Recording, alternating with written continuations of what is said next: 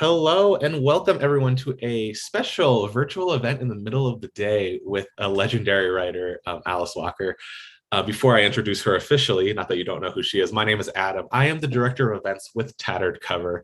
We are an independent bookstore in Denver, Colorado, and we've been around 50 years. This is our 50th anniversary. So it's thanks to readers like you out there in the virtual world and writers like Alice Walker who have supported us throughout such a long history. So we want to thank you. If you're interested in more virtual events, just go to tatteredcover.com/event.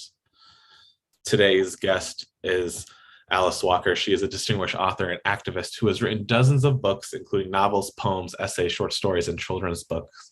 She was the first African-American woman to win a Pulitzer Prize for fiction for her novel, The Color Purple, which also won the National Book Award in 1983. Walker's other books include The Third Life of Grange Copeland, The Temple of My Familiar, and Possessing the Secret of Joy. More than 15 million copies of her books have sold, and her work has been translated into more than 24 languages. As an activist, Walker focuses on issues of inequality, poverty, and social justice. She has a new picture book out that many of you have purchased. It is The Sweet People of Everywhere, which we'll talk a little bit about. Alice Walker, thank you so much for doing this with us. Well, I'm very happy to be here. I have told so many people I was talking to you. I used to teach high school English. I taught your book. Oh, fantastic. I taught The Color Purple, and it just means a lot to me personally. So, and to Tattered Cover. I want to start by asking about your new book, your picture book that we're here to talk about. What is it about? Why did you choose to write this in 2021? Well, it's being published in 2021, but it was Yes. written, I don't really know when, because it's in a book of poetry, and someone wanted it to make it into a book. TRA Publisher, and I thought it was a great idea because it's a wonderful way to let young people know that the world has people like themselves in it. Yeah, and so it's from an old poem, and now it's been beautifully brought to life with these amazing drawings. Have you reconnected with younger people about diversity recently, or has this always been a passion of yours? It's always been a passion of mine since, I was also once a young person, and in some ways I still am. And I understand that we all need to be reminded that we're not in this world alone, Mhm. and that the people on the other continents are not strangers, really, that they are so much more like you than you could ever imagine before you go there, wherever they live. And you've had such a long storied career. In 1983, The Color Purple won many awards. Mhm. This is a question I normally save for the end, but I want to ask it now so people out there hear it, because I feel like people always click off at the end. What advice that you know now would you have given yourself when you were writing your first few books? Um, I think I was giving myself really good advice early on, which was that you really have to be able to afford it. I think the mythical idea that somehow writers just, like mushrooms, grow up after a rain, is something that could be put away permanently because, I mean, unless you're really, really wealthy or, have someone supporting you. It's really important to factor in your accounting of your writing life. That 500 pounds a year that Virginia Woolf talks about. Mhm. That's very real, and so that's the foundation. Understanding that you can be ever so creative, but you have to figure out how you can support your own creativity. Mm. Yes, that's super interesting. You're right. There's so many creative people, but it's the chance to write. Not many people realize writers don't make, unless you're a big name. A lot of people are still working, they're teaching, they're doing many things while they're writing. And I feel like that's advice that a lot of writers don't realize when they're starting out. And also, some of the ones that you think of, Mhm. just not worrying about any money, they have years of teaching, of Yes. selling their books on street corners and in fair. But, so it's not as if you just emerge full blown as Mhm. the Yes. person who is not every month worried about the rent. But I do want people, writers, especially during these times, which are so challenging for people out of work or, whatever is going on in their lives, to really think about, this part of it, because it can make a difference, for instance, in terms of how many children you decide to have. I mean, it is writing is work, and it's a focused work. And some of the things that you think you can still manage perfectly well, and you may manage them, but not perfectly. Just you have to really reconsider, how many arms you have. You can't have seven spinning all the time, Mhm. like the Indian goddess who has all those arms. Yeah, and with you, with someone, you've written many books. Are you still writing? Do you view it as like a job? Do you write during specific times, or what does your process look like now? My writing has always been a prayer. Mm.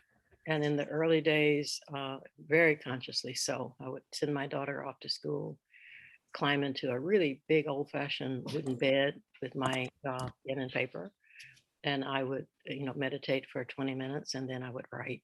Um, and I think it hasn't changed very much. I see it as an offering, and that helps me, because when I'm harshly criticized, I realize that it's on the people who do the criticizing, because it's just an offering.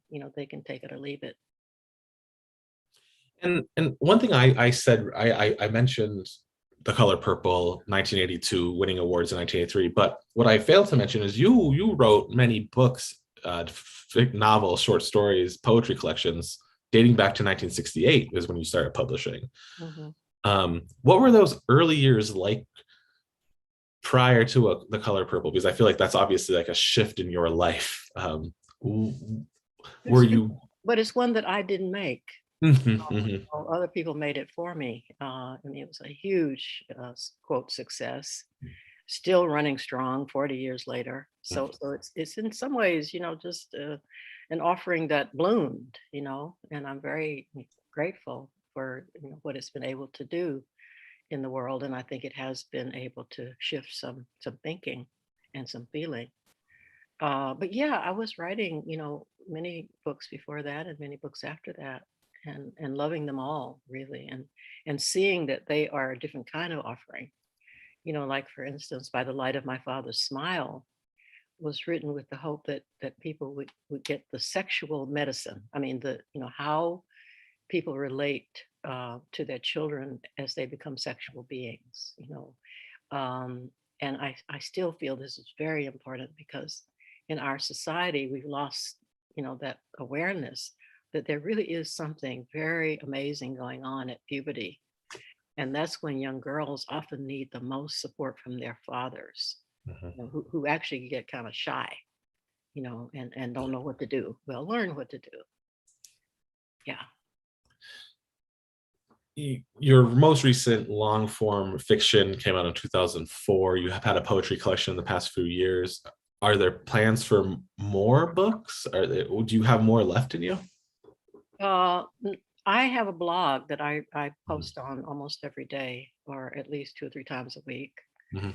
And that suits my Aquarian nature. I like very much to get whatever I'm offering out to people when they can use it. Uh, and for instance, I just posted a comment about Dave Chappelle, Mhm. because I can see that this insistence that people not express themselves as they feel, and the cancellation issue is one that we really must address. And I think the elders can be very helpful with this. Yeah, I didn't get a chance to read your blog yet, or for the Dave Chappelle comments. I feel, yes, there's so much the world, if we just all speak to each other, there's a lot we can do. So much of it is we have our own opinions and we're never actually listening to what other people are saying. Right. Well, I encourage a lot of reading. So on my blog, you will find suggestions of some of the most amazing books ever written, because that's the endless fascination with writing and being a writer. You get to see and to feel, the hearts of so many amazing people. They put their lives out there in their creativity, and it's medicine. It literally is. It will help us stay alive. That's why your bookstore is so important. that people can come in and pick up a book, and it can be a lifeline. And speaking of reading, we have a question from the audience from Andrea. Are there any young authors or poets that you're reading now that you feel we should explore? I think you should read my blog because it is full of all these wonderful people. And I read so very much, really. We'd be talking about that kind of endlessly. The last book I read, finished last night, was about 6 Black millionaires who basically became millionaires right after getting out of slavery. And I had postponed reading this book because I thought, oh my God, I really don't want to hear about rich people, and all their problems and fictional, disturbances. But it turns out to be a fantastic book. And it has a James Vanderzee photo on the cover, which I actually have a signed copy of in my house. I mean, so it seemed really amazing to see that. And then the love songs of W.E.B. Du Bois by Honoré Fanon Jeffers is fantastic, Um, but there are just so many, so you really have to go and check out my blog, and it's a section called Other People's Everything, I think. Mhm. And I just put a link for all the viewers out there. I put a link in for you to find Alice's blog if you don't know it. Let's see. I'm trying to read through all the questions as they come in so I can make sure your fans can ask you things. Another thing I'm interested in is just like how publishing has changed. Something I've been writing a lot about and thinking a lot about is, are the stories that are like W.E.B., the love songs of W.E.B. Du Bois that you mentioned, could that have been released and written, in 1980? Has publishing changed in your eyes for the better or worse? I don't quite understand what that means, but I think great books can always be written and published.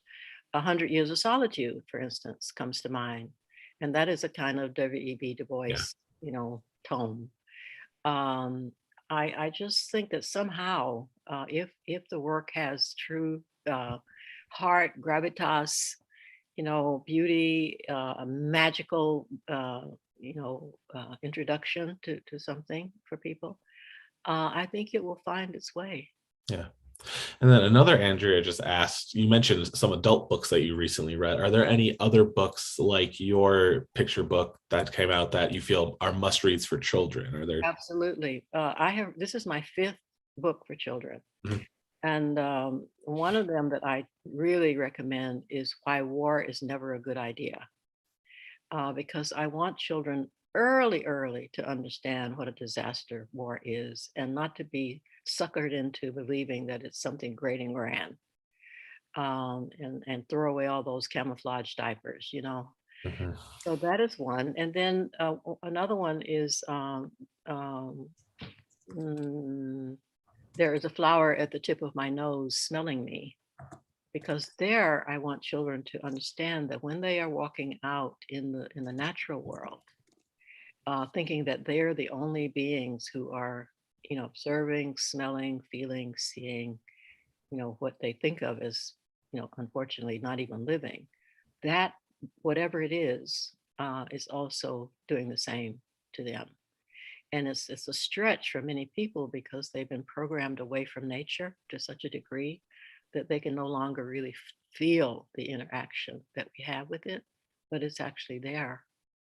And I'd like children to early on have some sense of that. And they can do it, I think, by reading a book like this, where, the flower at the tip of your nose, of course, if you're smelling it, it's smelling you. Yeah, I find my childhood, I grew up, so I'm 32. Yeah, I'm 32. And so in the 90s, the first Iraq war was when I was really young, and then the second Iraq war was when I was in high school. So I've always known war to just be normal, or normal, put that in quotes. Mhm, But I mhm. feel you're right. The more we talk about it and the more I get older and look back on, why was I taught the things I was taught in eighth grade, like this was okay, and during the Iraq invasion. Mhm. Um, Yes, I think words have a lot of power, obviously, and your words have a lot of power. Thank you. Thank you. I'm glad. And someone mentioned your memoirs. You have another book coming out next year based on your personal writing. And I wasn't actually. And do you want to talk a little bit about that? What readers can expect? Someone mentioned it in the comments. Well, it's better to just not expect. I have a poem called Expect Nothing, Hmm. Live Frugally on Surprise. But anyway, it's 50 years of journals. Well, 40 Hmm. because they cut, it was 1,000 pages and they said nobody could hold 1,000 pages in one hand. So it's down to 500 and something. And it's basically a journal because I write so much in the other world, kind of. It means that my day to day often just slips from memory. And the way I countered that, because I do love my friends, and I want to, show that there's. So I have a journal, and so it's in that journal that my day to day life is recorded in a way. When you're writing in your journal, are you are you writing as beautifully as you write for your novels, or is it really just like it's messy? I mean, what does your journal look like? Well, the journal, I mean, there are many. I think there are many, many, many. Yeah. I don't think 40 though, but a lot. And they look a little tattered. I mean, just because I drag them around from place to place, house to house, country to country. But my writing is terrible. I think I've always felt that my penmanship is sad. I mean, it is not very beautiful. I was amazed that the people at Emory, where my papers are, could actually decipher it. So that's kind of what it looks like, tattered, writing not that great, but somebody could read it and record it, which, I'm so grateful. Mhm. Um, but it saved my life. And I recommend this. I recommend journaling, just as I recommend other things like sitting, meditation, Mhm. uh, and journaling. It's very good for you. Mhm. Building off that, a question from the audience. I'll just read it. Do you have any advice for kids or adults who want to write but don't know where to start, other than journaling, other than meditating? Do you have any other advice? Of course, cut out the noise. Hmm. Cut out the noise, cut out the unfortunate just takeover of us by technology. Although I have to say, I do appreciate Zoom because I don't have to leave home. But we all know that this is not how we're supposed to be living. Everybody with their face stuck in something metal or whatever it's made out of. Mhm. So just try to limit yourself to yourself and nature. While we still have nature. Mhm. Earlier, you mentioned good stories will always find a way to be published. Sharon in the audience asks, do you feel if uh, BIPOC, BIPOC authors, Black, Indigenous, people of color authors can write and publish their authentic work traditionally, or do you feel self-publishing is sometimes the way to go if their story is not being authentically told? Well, I started a publishing company, and it was, I couldn't keep it up because it was just too much. Mhm. But that was my thinking that some of these stories were exactly the ones that would have a really hard time finding a publisher. Mhm. So that's what I would recommend, that, start your own publishing, do it collectively if you can't afford to do it by yourself. It's a lot of work, but I think it's very satisfying. I had to stop after about, I can't remember, I think 7 books, Mhm. but Yeah. it was so satisfying to realize that if I had continued strong, had the stamina, which ran out, I could have, brought many, many writers into the world. And that is really very good to feel. I mean, we need to feel what we can do, by doing it, Yeah. even if it doesn't go on forever. Nothing does. Mm. But just to know that you can put together with your friends or whoever, is competent, a book making procedure that makes books. Other than writing, meditating, what and you talked about like we need to feel things, like that's what living is all about, not having our phone out and like in our nose. What else makes you feel alive now? Like I know you mentioned you just walked your dog, you're making some tea. What else like gets you up in the morning? Oh, just life. I can't, I am very fortunate. I have never been fooled, that this is not heaven. I mean, I got that really from an early age that you don't have to tell me about something in the sky. I mean, it's here, or nowhere for me, probably. And I still have that. I still have the same, even more, I think, passion for the natural world. It is just, and I have felt in solidarity with it. And that's why some of my essays, in fact, I think I have an essay called Everything is a Human Being. And I read that long ago at a gathering of indigenous people, and they all just said, yeah, yeah, yeah. And and building off that, we have a question from Amora who asks, do you have any advice for cash poor people living in the middle of the city who need the quiet, who need the nature? What can they do when they're just surrounded by so much noise? I really empathize. Uh, and I think parks, just try to find the biggest, park. In fact, a couple of weeks ago, I was at Lake Chabot Park in Oakland, which I'd never been to before. And I was surprised, I mean, it's a park. I mean, it has benches and things. I was thinking it'd be a place where you could actually bring out your blanket and lie on the grass, but no, you sit on benches. So it's not really ideal. But yeah, find some park near you and find a quiet place in it, uh, and be there, and also have a sense of the captivity of the trees that are there, because all of the urban planning stuff, basically they take the things out of their natural setting, and they force them into service in parks. Mm. So you cultivate a solidarity with everything that's been captured, nature or whatever, and commune with that and be at peace with that, and basically request permission to sit there and do your own work in peace. So that's what I recommend. I myself have always found it just almost impossible to live in big cities. Yeah, it's while we were talking, I'm on the corner of a fairly major intersection in Denver, and I could hear trucks, fire trucks, everything is it's always noise. I have to like my office at the bookstore is in a basement. I go there to escape just to Right. not hear anything. We have another question.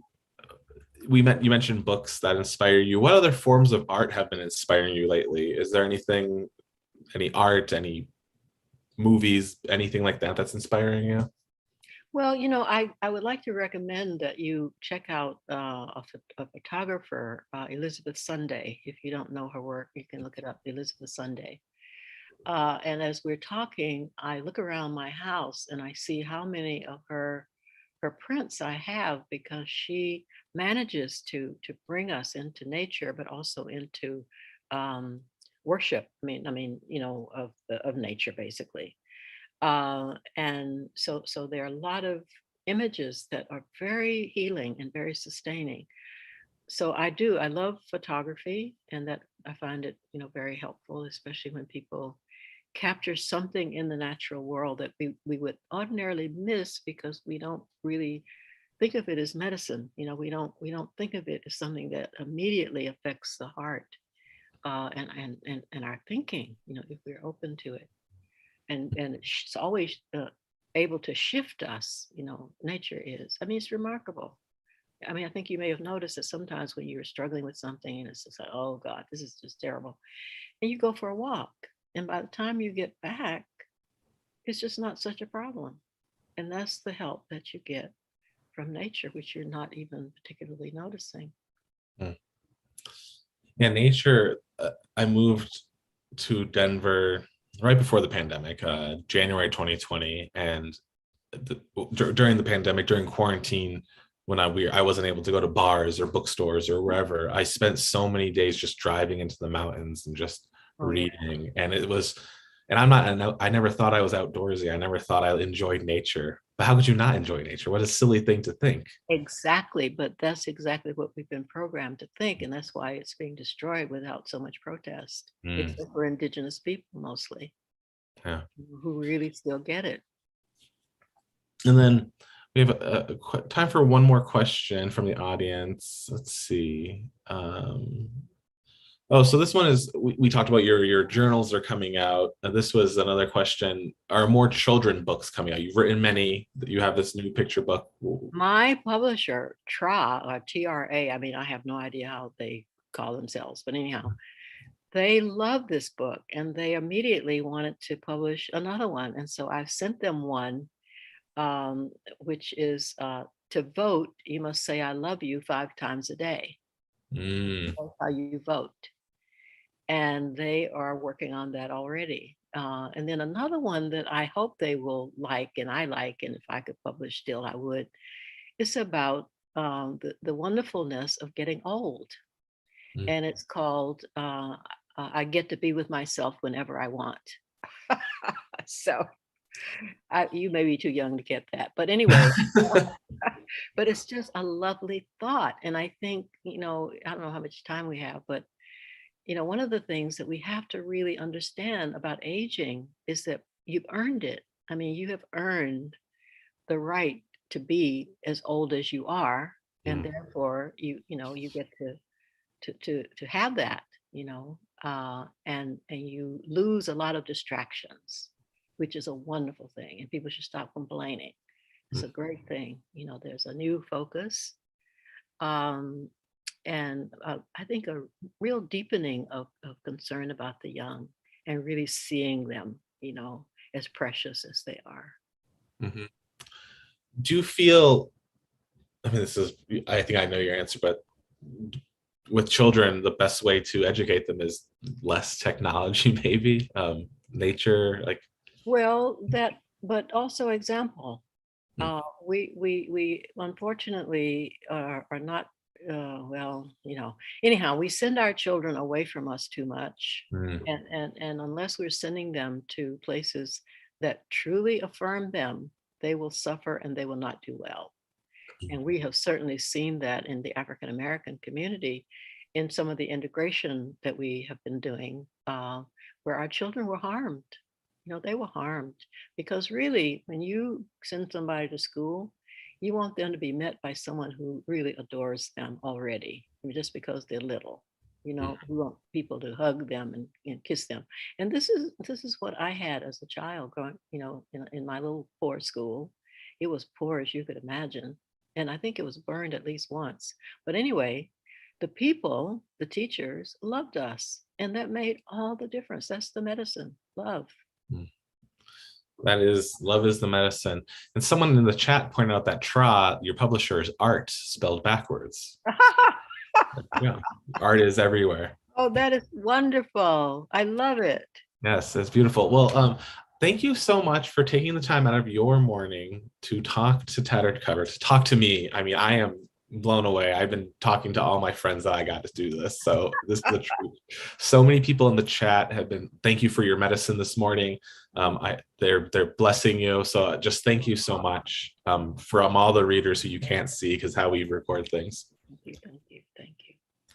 And then so you can get Alice Walker's current picture book, Sweet People Are Everywhere, Children Around the World books. Oh, yes, Sweet People Are Everywhere. And it was illustrated by Quim Torres. I just want to A say lovely that. artist, a lovely art. And in fact, there's what do you call it? A video of him attached to me reading it somewhere. I mean, I don't know whether it's on Facebook, but somewhere. We'll find it. She's Spanish. She's wonderful.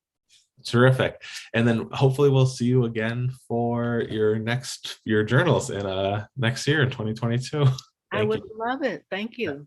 Thank Bye. you so much. Thank you to everyone who was watching. Have a great day, Alice. Bye. Bye-bye. Perfect. All right. Thank you so much. I'll see. Hopefully